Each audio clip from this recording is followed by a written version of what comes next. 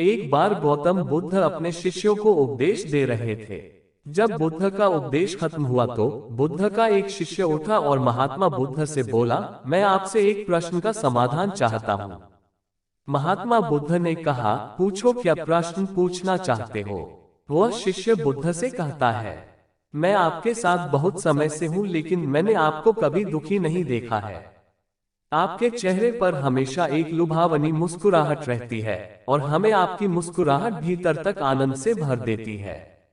आपके चेहरे पर एक अनोखी चमक है जो हमें कभी दुखी नहीं होने देती है। पर मैं आपसे यह जानना चाहता हूँ कि मेरे भिक्षुक बनने से पहले मेरे जीवन में बहुत समस्याएं थी और मैं हमेशा दुखी रहता था, जिसकी वजह से मैं भिक्षुक बना था। लेकिन मैं अभी तक नहीं जान पाया हूँ कि दुख क्या है। क्या आप मुझे बता सकते हैं कि असल में दुख क्या है? महात्मा बुद्ध मुस्कुराते हुए अपने भिक्षुक से कहते हैं, दुख एक विचार से ज्यादा कुछ भी नहीं है।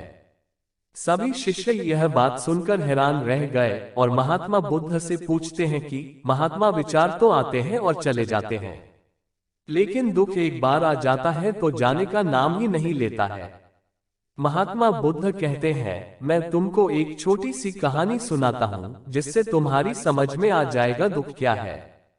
बुद्ध कहते हैं, एक शहर में एक धनवान व्यक्ति रहता था। उसका एक वफादार और ईमानदार नौकर था। वह सेठ अपने नौकर पर बहुत विश्वास करता था। वह सेठ कभी भी अपने नौकर को किसी भी बात पर नहीं डांटता था, क्योंकि उसका नौकर असल में बहुत ही ईमानदार था। एक बार सेठ को किसी काम के लिए दूसरे शहर जाना पड़ा।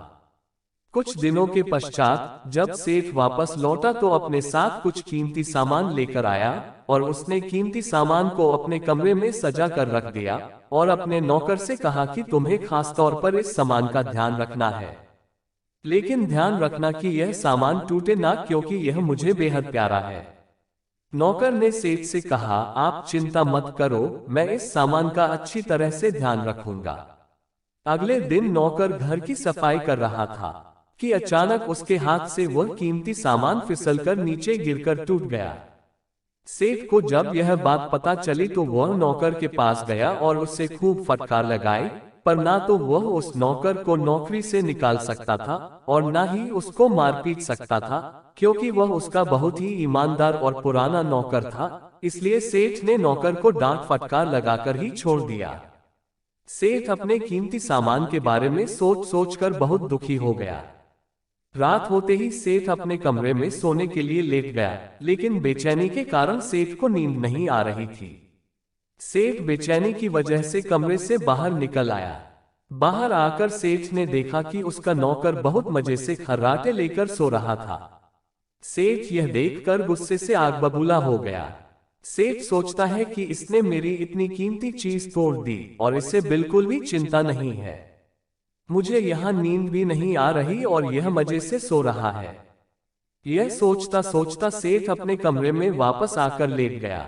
अगले दिन सेठ सोचता है कि मैं इस दुख और बेचैनी से कैसे बाहर निकल सकता हूँ। फिर उसके दिमाग में एक उपाय आता है और वह अपने नौकर के पास जाता है और अपने नौकर से कहता है, मुझे बहुत दुख हो रहा है, यह बताते हुए कि वह जो कीमती चीज कल तुमने तोड़ी थी वह मैं तुम्हारे लिए लाया था। मैं चाहता था कि किसी खास मौके पर वह चीज तुम्हें उपहार में दूं, लेकिन अब क्या कर सकते हैं, अब तो वह चीज टूट गई है। सेठ की बात सुनकर नौकर को झटका लगा। नौकर सोचता है कि मुझसे बड़ी गलती हो गई है, इतनी कीमती चीज मेरे लिए थी और वह मुझसे ही टूट गई। यह बात सोचते सोचते नौकर के दिमाग में दुख और बेचैनी पैदा हो गई।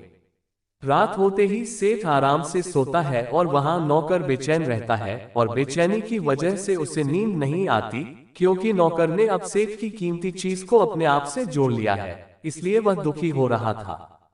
पहले उस नौकर के दिमाग में यह विचार नहीं था कि वह कीमती चीज उसकी है, लेकिन अब उसके मन में यह विचार है कि अगर वह कीमती चीज ना टूटती तो उसकी होती।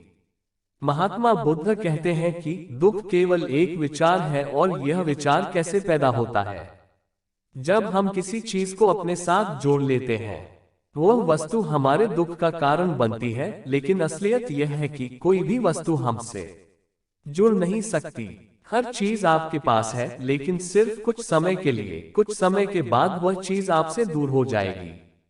हमें उस होने की घटना को स्वीकार करना चाहिए और आगे बढ़ना चाहिए।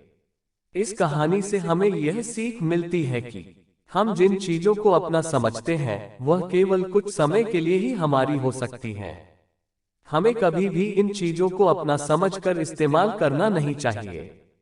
हमें यह सोचकर इस्तेमाल करना चाहिए कि परमात्मा ने यह हमें कुछ समय के लिए ही दिए हैं। अगर हम यह सोचकर जीवन में चलेंगे तो कभी भी दुखी या परेशान नहीं होंगे। दोस्तों, इस कहानी से आपको अपने जीवन के लिए प्रेरणा मिली हो तो वीडियो को लाइक करें और चैनल को सब्सक्राइब करें।